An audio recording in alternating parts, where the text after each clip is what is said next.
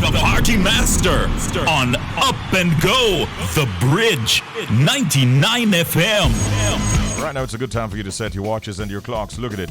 It's 15 minutes after the hour of 6 o'clock, and it's time now for headlines across the bridge.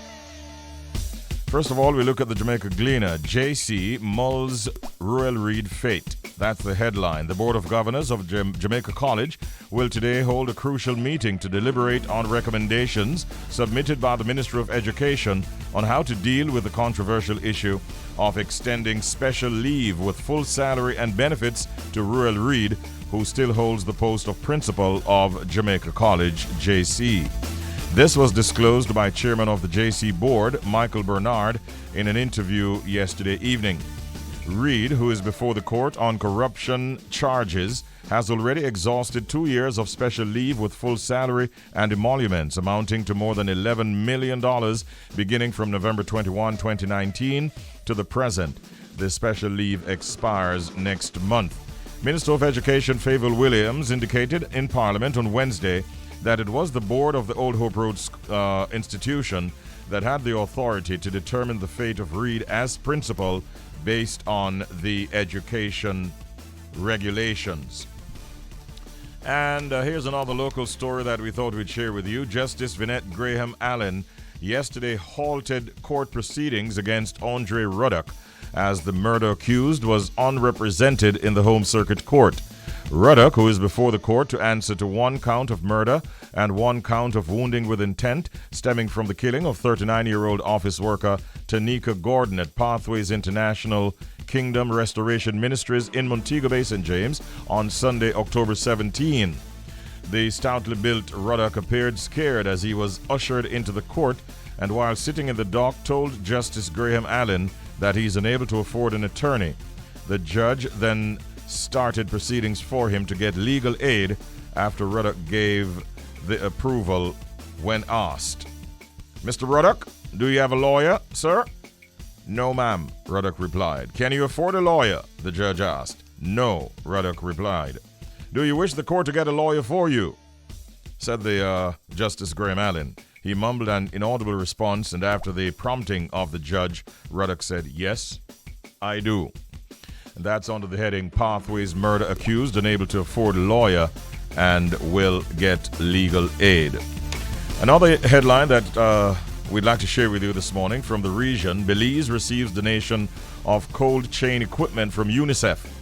The Ministry of Health and Wellness on Wednesday received a donation of 100 cold boxes from UNICEF Belize during a handing over ceremony held at the National Vaccine Building in Belmopan. The model ACB boxes were presented as part of UNICEF's work to strengthen the national cold chain system for the provision of routine immunizations and COVID-19 vaccinations to children and families in remote and vulnerable communities. And we have enough time, I think, to look even further afield and carry one more story. Taiwan's president says the threat from China is increasing every day and confirms presence of U.S. military trainers on the island. The leader of Taiwan, the island thrust into the center of rising tensions between the United States and China, said the threat from Beijing is growing every day. As for the first time, she confirmed the presence of American troops on Taiwanese soil. Speaking with the CNN in an exclusive interview on Tuesday, President Tsai Ing-wen said Taiwan, which is located fewer than 200 kilometers away from China's southeastern coast, was a beacon of democracy that needed to be defended or to uphold faith worldwide in the democratic values. She said, here's this island of 23 million people trying hard every day to protect ourselves and protect our democracy and making sure that our people have the kind of freedom they deserve. She said, if we fail, then that means people that believe in these values would doubt whether these are values that they should be fighting for. And those are our headlines across the bridge. We do it at 6:15 every weekday morning right here on Up and Go on the Bridge 99 FM, broadcasting on 99 on the FM band across Jamaica and streaming around the world as we speak at www.thebridge99fm.com. My name is Richie B. DJ Audley's in the building. Richie Rainford is here, and so is Jody. And we're going to take care of you until 10 o'clock this morning. The program is Up and Go. Glad to have your company. It's 20 minutes now past the hour of 6 o'clock. We're going to be welcoming our guest.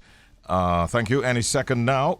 And let me just tell you by way of backtracking a little bit. On Tuesday of this week, Prime Minister Andrew Holness informed parents and school administrators that face-to-face learning will resume for 376 of the island's 759 primary schools, and the date set for that is November 8, 2021.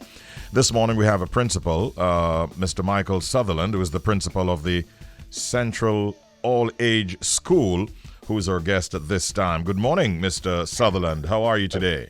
Good morning. I'm well, thank you, but it's Central Branch All-Age School. Central Branch All-Age School. Thank you, sir. Yes. All right. Where are you located? We are on Slappern Road in Kingston. All right. And we wanted to get some perspectives from you as to how things are at your school. First of all, let me backtrack a little bit. How have you been coping at the school during this pandemic? It has been difficult, but we make the best use of what we have. Some children are disenfranchised, of course, while others shine during this time. It's strange, but some children are doing much better than they've ever done before. But many are that come back out. Mm-hmm. Mm-hmm. How challenging has it really been for you at the school, though? And what are some of those challenges that you would have faced during this time? One of the hardest things for many of us is that we are not reaching the children that really, really need help. Many of them may have devices, but they don't have internet service. So that is a roadblock. Others may have the device, mm-hmm. but no internet. And many times the parents may call to ask if I can let the child come at school and use the internet there, but that's not allowed. Has that been a situation that has even somewhat improved through time, or is it still a major problem? It's better than last year. Uh-huh. We have at least 50% more this year. As what some parents did is that they prepared for the school year. In terms of trying to get a device for their children, and I guess that's why we have more students online this year than we did last year. Okay. Mm-hmm. Let's take it now to the announcement by the Prime Minister earlier this week that the schools, many schools, 376 of the island's 759 primary schools will get back to face-to-face learning. What are your thoughts on that announcement?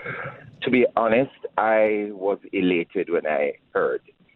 My parents and I have been preparing because even Monday, I had a whole family that was at school trying to put things together to make so that just in case we get the green light, we would be ready. It was a good thing. And parents, when they heard, they kept messing because I have my PTA in a WhatsApp group. Uh-huh. When they heard, they were just on top of the world. Okay. So what? No concerns with all that's going on? Yes, there are concerns with a few members of staff uh-huh. Who expressed that it was too sudden, that they needed a few weeks to prepare themselves to come back out. But most of the staff members were more concerned about the education of the children, mm-hmm. that they are losing a lot. Mm-hmm. Because last school year, when we had the 6 weeks with them face-to-face, it made a vast difference mm-hmm. with how they performed. Because some children just really can't learn in a distant fashion. Mm-hmm. Yeah. When you say you are prepared, though, what does that preparation or what would that have entailed? Oh, in terms of the COVID protocols. Yes, and so on, yeah, going back to face-to-face. Yeah, all those things. Mm-hmm. We are ready. You are ready? Yes, we are ready. But I'm one of those. We're one of the schools chosen to reopen. Okay. So you have been putting things in place. Yes, from before, because I've been dying to hear. So I had to put things in place just in case. But you know, Michael, I still want to ask you to dwell on that point a little bit more, just so our listeners understand. When you say you're ready, what are some of the things that you'd have put in place as part of this preparedness?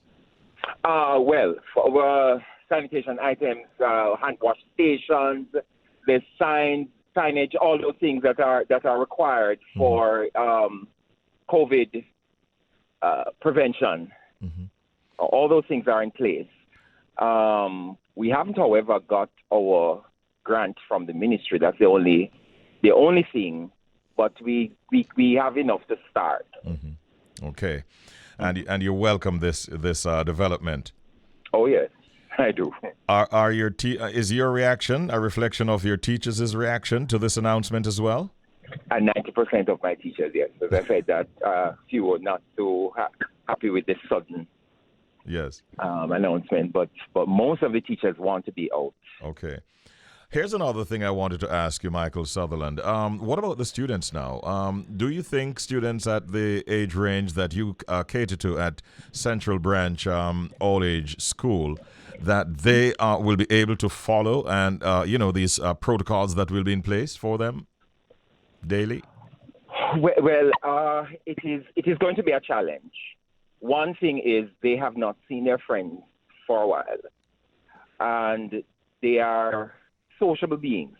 So they're always going to want to hug each other and hold hands and all the things, but we have to do our sensitization from they enter the gate. Yeah, enter through the gate.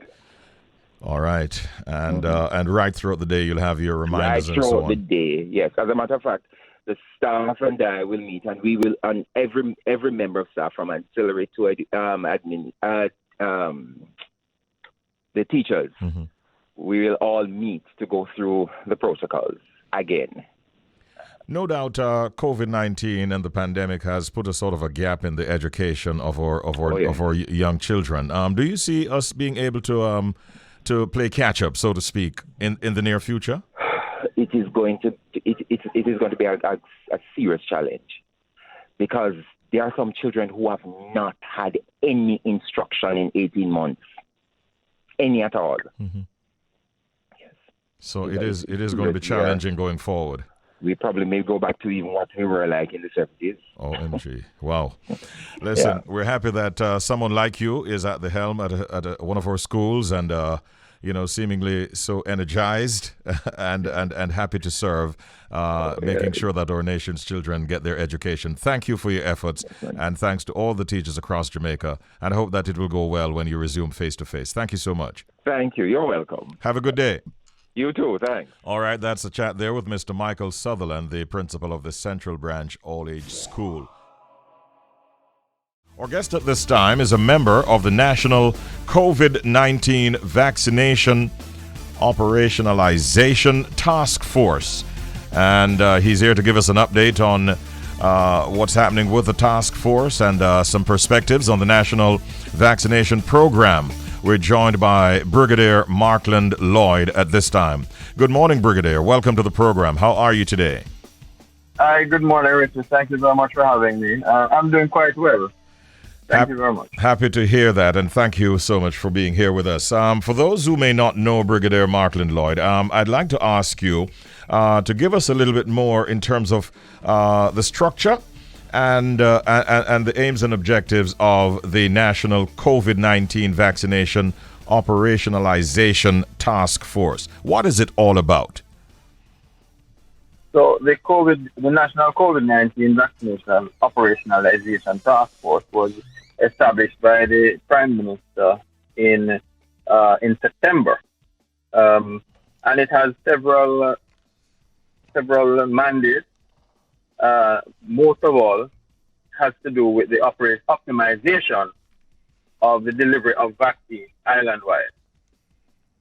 How we achieve that is by looking at the actual delivery of vaccines in the different locations, try to optimize how it is delivered in the different split sites across the country. We look at how we can get the vaccines to the people. We look at how we can also include additional stakeholders in the delivery of vaccines. We look at developing and overseeing implementation of recruiting strategies for additional persons to be included in the delivery of vaccines island-wide.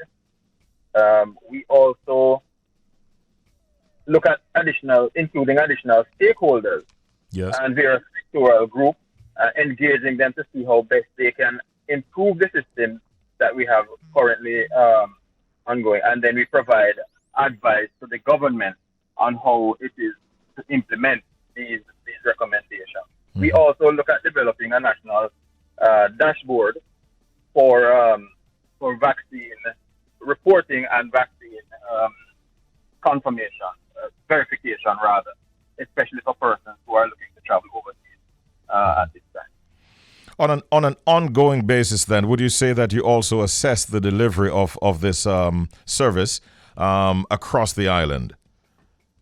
Certainly.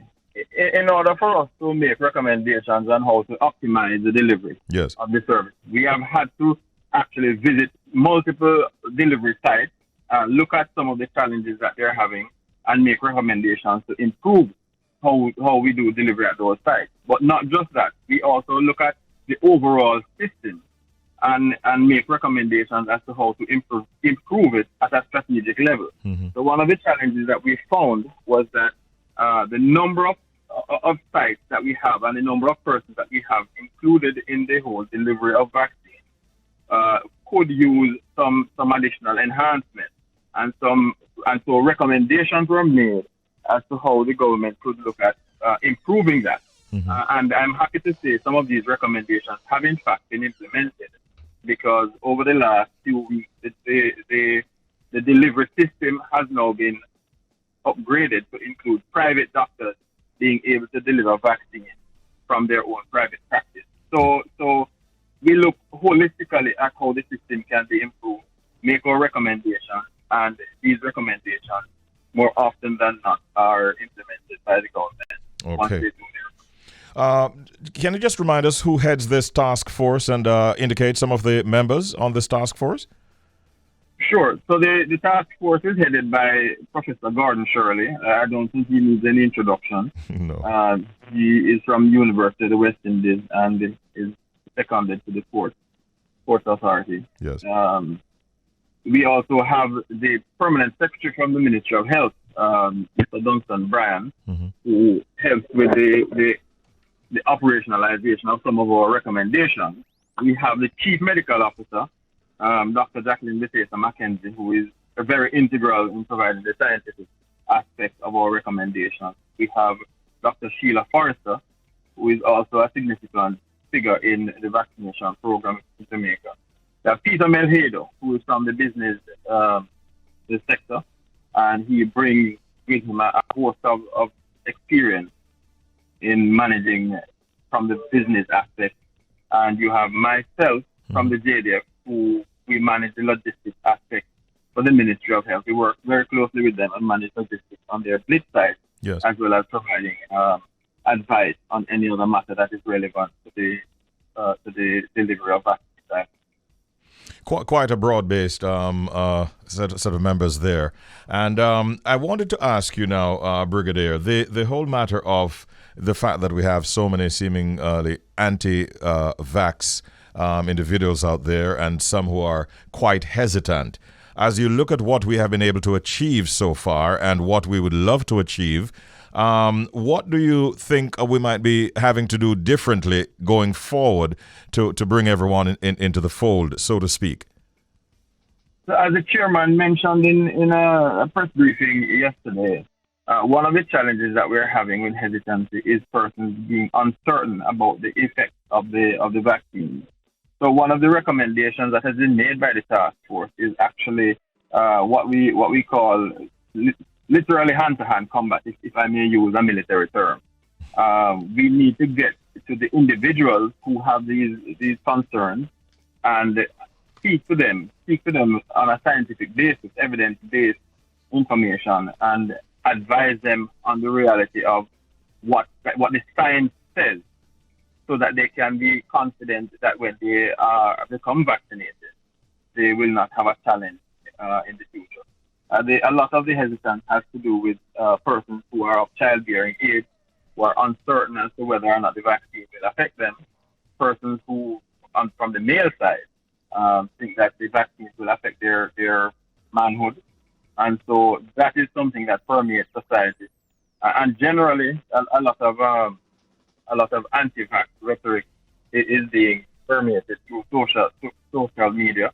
And so those are some of the things that we need to impact to really get the members of society to change their view on becoming vaccinated. Because the reality is that's the only way I think society is going to be able to return to normal. And we are trying as best as possible to make that transition back to normal as short as possible and as holistically as possible. So we can expect to maybe see new advertisements or other means that will be used to, disseminate that bit of information, the science behind the whole vaccination in the next few days, weeks, maybe? Yes. So we work very closely with the Ministry of Health, and there are other agencies in civil society, that have come on board and are helping with the development of messaging that will get this message out to the public. The Ministry of Health has in fact updated their public education campaign. So you would have seen new ads coming out, which is bringing out some of the science behind and some of the facts behind the vaccine, and what really is, looking at the issues that are causing the hesitancy. And so, yes, that is one of the things that we anticipate to come out in the next few days, a new campaign or an updated campaign that will speak specifically to these matters that are causing it. Okay. Has the whole matter of incentivization been a part of the conversation when you meet as a task force? Indeed. So we are not blind to the fact that persons may very well be motivated by incentives when they consider whether or not they are to become vaccinated. And so we believe that a range of incentives may be a part of the discussion to incentives to get persons to change their minds about becoming vaccinated. We've also looked at how it is that we can speak to the persons who are already vaccinated to see how they themselves can benefit from the fact that they've been vaccinated. And we've made various recommendations to the government, and we hope that they will be considered. I think I saw where one of those recommendations for those who are already vaccinated was the possibility of allowing them, for instance, to attend sporting events if they can prove that they were vaccinated. Is that being seriously considered? Well, I think that there have been various statements that have been issued on that matter. I know Minister McKenzie has spoken to it, and they have in fact been exploring this as one of the possibilities. I believe that they are looking at the possibility of having the next match in January being attended by spectators. So this was one of the recommendations that came out of the task force. But as you would imagine, the risk that is associated with having such an event really has to be something that's calculated by the government to determine whether or not the time is right for it to be implemented. So while it is a recommendation coming from us, the decision to go ahead with it still lies with the government of Jamaica, and they are the ones who are really charged with assessing the risk and determining whether the time is right. Yes. And with all the plans and so on, discussions that you have at the task force level, we still have a difficulty, Brigadier, in terms of sourcing, accessing the vaccines. Isn't that of concern to you and the task force? Well, the sourcing of the vaccine, I don't know if you mean getting vaccines into Jamaica. Yes, I'm thinking along those lines, yes. Okay, so right now, a few weeks ago, perhaps a month and a half or so ago, we had a challenge with vaccines, the number of vaccines that we physically had in the country. Today we don't. Okay. I mean, we are at the point of possibly dumping over 100,000 doses of vaccines at the end of this month. So we are awash with vaccines. are deficient of is arms to put those vaccines in. Mm-hmm. And today we have a significant percentage of our population that is not vaccinated. So really, we don't have a problem with supply at this point. What we have a problem with is getting the person to come out to become vaccinated. All right. Well, we continue to monitor all that you put out in terms of the work that you're doing at the task force level. And we wish yourself and every member of that task force all the best. Any closing remarks you'd like to share before you go?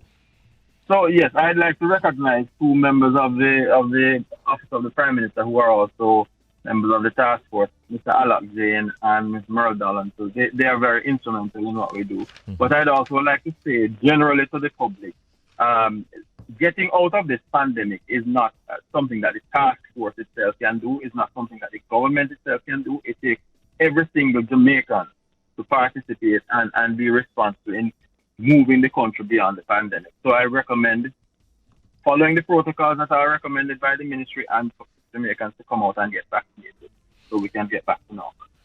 Brigadier, thank you so much for your time and your thoughts. Have a good day today. You're most welcome, and you too. Appreciate it. Thank you. That's a chat with Brigadier Markland Lloyd, a member of the National COVID-19 Vaccination Operationalisation Task Force. 6 now before the hour of 8 o'clock, and there's a story that I wanted to share with you because this gentleman, regarded generally as Jamaica's first international superstar when it comes to music, he just continues to get better and better, and his music continues to travel and, cross some barriers and go to boundaries that maybe I'm sure that he never expected when he was doing these songs 40, 50 years ago. The latest that we can tell you is that this gentleman, whose song has already appeared, this same song, already appeared in, on the Sebastian from The Little Mermaid movie and featured in the 1997 romance action film Speed 2, Cruise Control. The song was also used in 2005 in the Will Smith film Hitch, and then in the 2012 animation film The Pirates Band of Misfits with Hugh Grant. I mean, this is a Jamaican who was also himself a movie star and was one of the stars in The Harder They Come out of 1972. Well, we can tell you this morning that this very same Jamaican has scored another big victory because his song, entitled You Can Get It If You Really Want, is now featured in a brand new E-Trade TV commercial, Everest Fund, which premiered in the United States, nationally in the United States, on mainstream TV just recently. The E-Trade commercial chronicles the journey of a woman who sets her life goal to climb Mount Everest and then dedicates herself to training and saving for it. And so, we can tell you, whilst we say congratulations, that Jimmy Cliff right now is scoring big time with this song. You can get it if you really want it. All right, ladies and gentlemen, we did indicate earlier that we'd be having a special guest at this time, and we do have her. She is, in fact, the Senior Health Education Officer at the Ministry of Health and Wellness. And as I indicated earlier, we want to be talking to her this morning about the benefits of being physically fit and why it is important to keep active. Our guest at this time is Miss Charmaine Plummer. Good morning, Miss Plummer. Welcome to Up and Go here on the Bridge. How are you today? Good morning, Mr. Richie B. I'm doing fine, thanks. And morning to your viewers. Thank you for having me, your listeners and viewers. Absolutely, because we're streaming and we have a lot of persons who are checking us out. We just got messages out of the United Kingdom, and we'll be sending shout-outs there momentarily. Charmaine, exercise, physical activity, and fitness are three very important words and terminologies. What would you say is the difference between exercise, physical activity, and fitness? Okay. Physical activity is movement. Any movement that allows the body to utilize energy. So just being up and move, getting about is physical activity. When we're talking about exercise, is a set of structured activities that is done over a period of time. So, and when we're talking about fitness now, it's a combination of an individual ability to perform certain tasks. And with fitness, it's talk about our genetics. I talk about our gender. And so there are differences. So what Ministry of Health and Wellness is promoting is more physical activity. We just want to get people to be moving. The athletes now are those of us who are a little bit more inclined to want to do more activity. We do more exercise, and then we go up to the fitness level where if you're considered to be fit, quote unquote, you must be able to do cardiovascular activities like running, dancing, skipping. You're supposed to be able to do strength, squats, push-up, abs, and then flexibility, which are the stretches. So when we say somebody is fit, you cannot look at someone and say that they're fit. You will have to take them through a series of activities, and based on how they perform the activities in a set time, then you can say, yes, this person is fit, or you can maybe judge their fitness level. And so these are some of the misconceptions about, fitness. Person will look at me and say, Miss Plummer, you look fit. No, you cannot tell by just looking at me. You have to put me through a rigorous set of activities. And then some of us, I might be flexible, but I'm not strong. So I might have a component of fitness well part, but another one is down. So when somebody's fit, they must be able to execute in all three areas. Yes. Let's focus a little bit more on exercise. How much exercise would you say that one needs? Okay. You say exercise, but like I said, remember, exercise is more for the athletes. So when we talk about physical activity, we have the recommendation for physical activity, which is what we are promoting for the population to be healthy. The recommendation is at least, for adults, at least 30 minutes if you want to get some health benefits. If you want to lose and maintain weight, you must do at least 60 minutes of moderate activity. And if you want to lose and maintain weight, you must do at least 90 minutes. That's for adults. So the more weight we have, the more work we'll have to do. And we kind of understand, the psyche of that. For children, it's at least 60 minutes of structured physical activity 5 days a week. And it must be what we call a combination of muscle and bone strengthening activity, meaning hopscotch, dandy, shandy, climbing the monkey bars. So, and they must also, and for children who are 5 to 6 years old, they must at least do 60 minutes of structured activities and several hours of free play. So we don't need to have our children, locked up inside the homes or inside the classroom. We need to give them time to play. Yes. And for the older person, it's at least 30 minutes of moderate activity, at least 5 days per week. So you can see we have children, adults, and older persons. So you're not recommending that persons decide, okay, we're going to do 2 months and then back off. That's not recommended. No. The best way to do it is make it a part of our lifestyle. Make it a part of your daily routine. Just like when you brush your teeth in the morning, it's the same way we want physical activity to be a part of your routine. Just like when we eat every day, it is the same way we're encouraging persons to be physically active every day. So that if it's a part of your routine, then you don't have to worry about setting aside a time or waiting until Christmas time, or we want the summer body and we want the wedding body. And so we put ourselves in this yo-yo kind of diet or exercise program, and that is very unhealthy for the body. Speak a little bit more about some of the benefits of being physically, shall we say, active or physically fit. Oh, Richie B, there's so many benefits. It helps to reduce and maintain healthy weight. It helps to prevent the chronic disease like the diabetes, hypertension, the cancers. It builds up bones and muscles. It helps to reduce stress. It makes you feel better. It helps the children or us to perform academically better in schools, at the workplace. It increases productivity. There are so many, and I could go on, but there are lots of benefits from just being physically active. So the school will benefit, the children will benefit by doing better in their classroom. They build up their self-esteem. The adults will do better if they're at the workplace. It boosts, the person be able to produce better. And also the workplace will save a lot of money. The population is suffering financially because we are not being physically active. And if we also have the chronic disease, it can help to manage and control chronic disease, the breast cancers. It will help to prevent it from coming back by at least 40%, the colon cancer by at least 30%. And so if we are being physically active, we cannot go wrong. It is, I will tell people, it's one of the best medication that we can give ourselves. It's already embedded in us, Yes. But, for whatever reason, we have allowed the different forces outside to tell us that we need to sit down more, but that is killing us. Okay. Would you go as far as saying that physical activity can, boost one's immune system? Oh, yes, for sure. Because we know that the immune system really provides, it's complex, and provide a lot of functions for the body. But two main functions, it develops virus-specific antibodies that adapt to and fight infection. And it maintains a general defense system. And if we participate in physical activity, it's going to help a lot because there are several factors that affect our immune system. We have the eating habit, our medical status, age, gender, and of course, we said our fitness level.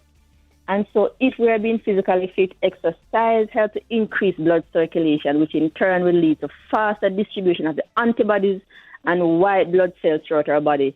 And this will help us to detect and fight invading bacteria. Even with this COVID and stuff, yes, the body will stand up and try to fight so that, of course, we will not get the disease. So it's a good way then to protect oneself against COVID-19? It will help. It will definitely help because it's going to, like I said, increase the distribution of antibodies so that the body can fight. But we also have to put in all different measures to make sure that we get vaccinated and we, practice the protocols as to hand washing, 6 feet apart, cover your mouth and nose, wear a mask.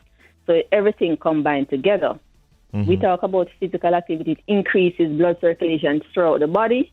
And this comes with increased transport of the immune cell, to the entire body. So physical activity is going to really help the body to fight because it is building up the body to be strong.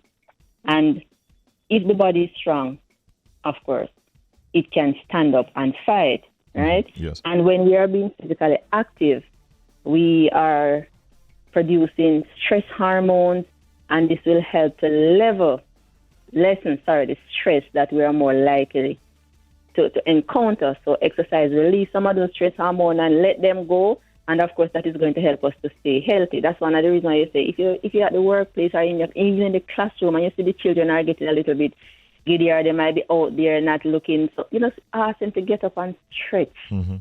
And you will see how much the circulation increases, they release some of that stress and they're able to focus and concentrate. So we just need to be more active because the research is telling us that we are dying because of lack of activity. And in Jamaica, 12% of our population die because of lack of activity.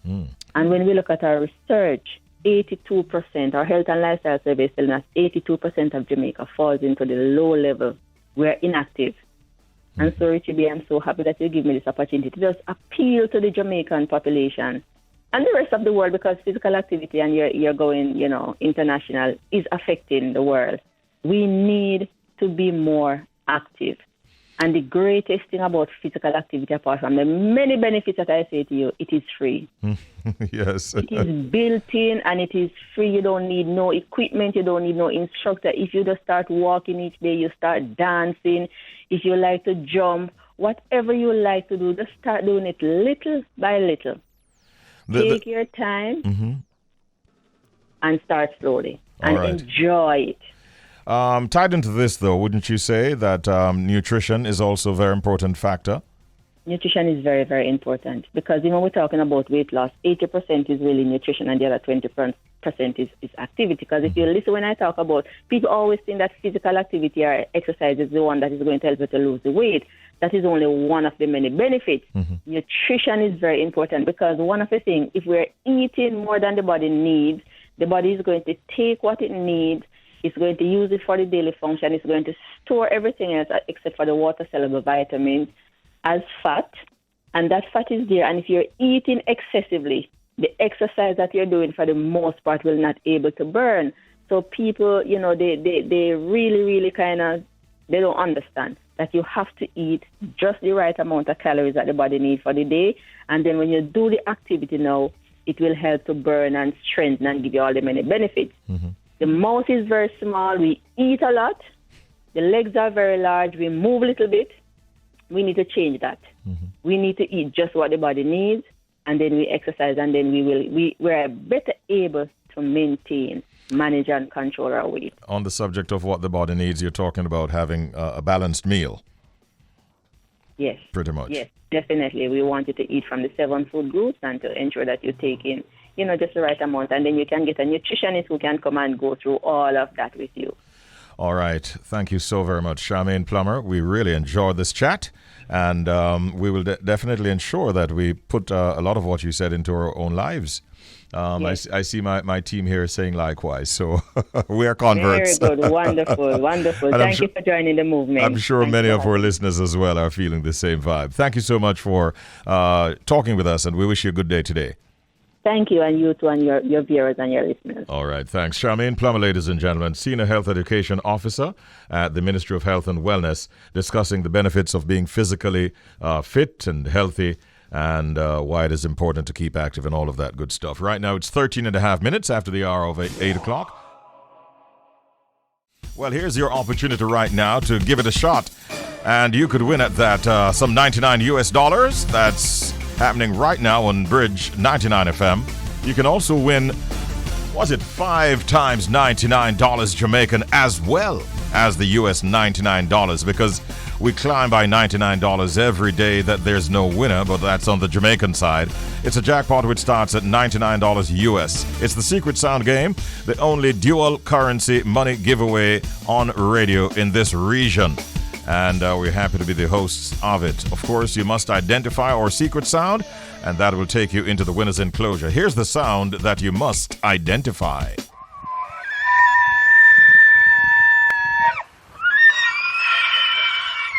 One lady saw me yesterday. She says, I'm trying to scratch my head. I think I've actually injured my scalp. Scratching my head trying to figure out your answer. All right, let's see what's happening on the telephone lines. Phone line, if you want to call us, it's 876-676-4996. That's 876-676-4996. Let's find out who is on the telephone right now. Good morning, you're on the air. This is Bridge 99. Hello. Good morning. Talis here. All right, I'm hearing you now. Who's calling now? Talis. Talis. Yes. Talis, you're coming at it again. Yesterday you tried, didn't you? Yes.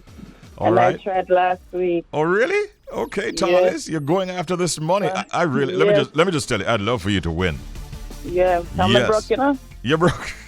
Well, here's one easy way to put some money in your pocket, and that is to give us the correct answer in our secret sound game. Let's hope I got it this time. You've heard the sound many times, Talis. Many times. Me even capture it and I study it. You capture the sound and you're studying it. Yes. Interesting. You really take this thing seriously. Well, let's see what you come up with this morning. I'd love to see what your answer is going to be. Will she be a winner? Do you want to hear the sound again, or you're okay?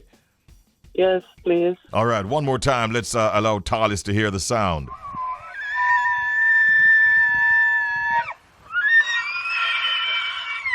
All right. Let us see what Talis comes with this morning. Talis, what is your answer? I'm going to go with, is that a sound of an eagle? An eagle, she says. That's what she says. She says an eagle.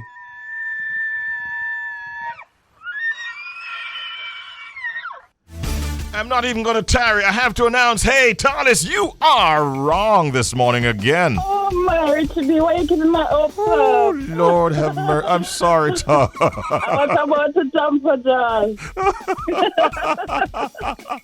Not yet. Not yet. Postponed. Right, then I try back again. Try again, Talis. Anytime, my love. Take care. Was that wicked of me or something? You don't think so? Yeah, but You say yes? It was wicked of me? Let's get another call up in here. The phone lines are flashing away, man. 876-676-4996. Good morning. You're on the air. Welcome. This is the Secret Sound Game. Morning, sir. yes, sir. Who's calling? Sounds like Melvin. Melvin. Yes, Melvin. Man, he's been trying a lot of times too.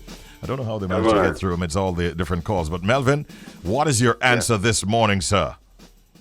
It sounds like a tire puncher and a run pan the rim. tire puncture and the person who run the vehicle on the rim? Yeah, man. I would have to say that that's an intelligent guess, you know, Melvin. And you know something? Yeah. That is just what it is, an intelligent guess, but it is not correct, Melvin. You have to work harder. You have to work harder. I think, is it today that we said, or is it, I think tomorrow is when we're going to be giving the first clue. So we won't drop a clue on you today, but we will drop a clue on you tomorrow. Richie B, the party master, on Up and Go, The Bridge, 99 FM.